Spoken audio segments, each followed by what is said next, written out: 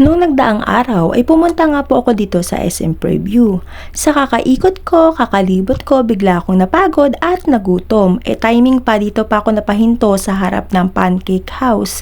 Kaya naman bigla tuloy ako na-curious kung ano ba yung lasa ng mga pagkain nila dyan, kung ano ba yung siniserve nila dyan, or puro pancake lang ba siniserve nila dyan kasi nga Pancake House nga.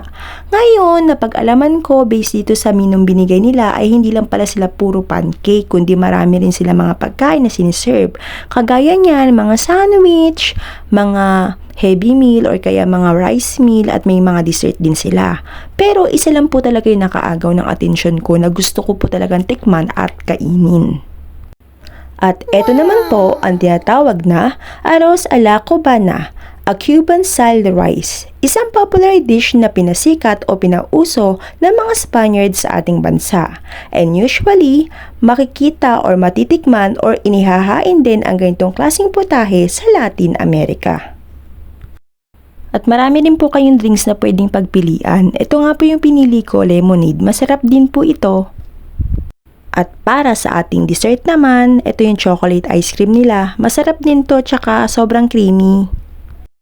So, eto na yung part na kumakain ako. So, nakita nyo, malapit ko nang maubos yung kinakain ko nang tsaka ko lang maisipan na kailangan ko palang mag-take ng video. So, sa part na yan, may lumapit sa aking crew at nagtanong kung kamusta yung service nila, kamusta yung pagkain nila. At syempre, sinabi ko naman yung totoo na masarap talaga yung pagkain nila. So, nakita nyo, yung saging na yan, ang sarap niyan, babalik at babalikan ko talaga yan. So, hanggang dito na lang po muna. Thank you!